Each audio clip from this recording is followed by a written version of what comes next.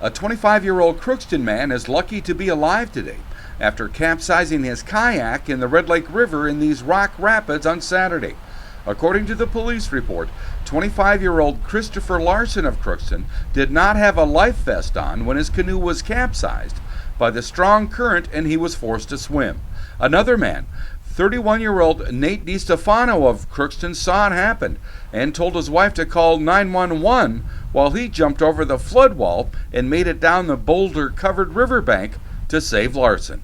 I was out here cleaning up in the backyard, and my kids were just playing around, and I was hearing someone yelling a little bit, and I thought, someone was just having some fun.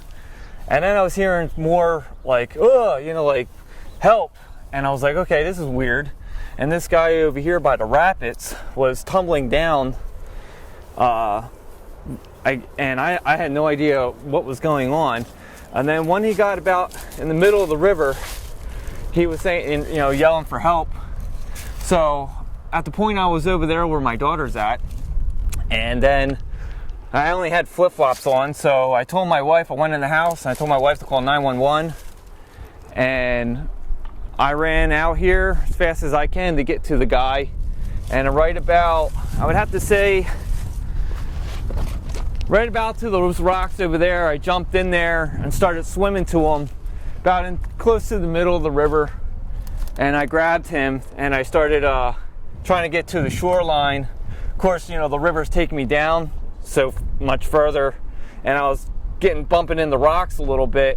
Finally got a hold of one of the rocks, and we kind of just rested for a few minutes, and then after he got his breath, then I kind of was wore out. Yeah, he was worn out. He was totally worn out. Yeah.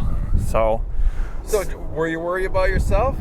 Actually, you know what? I was more like worried about my kids because my kids were following me, and at the point when I got in the water, I was just like, okay, just stay there, but no, I wasn't, All right.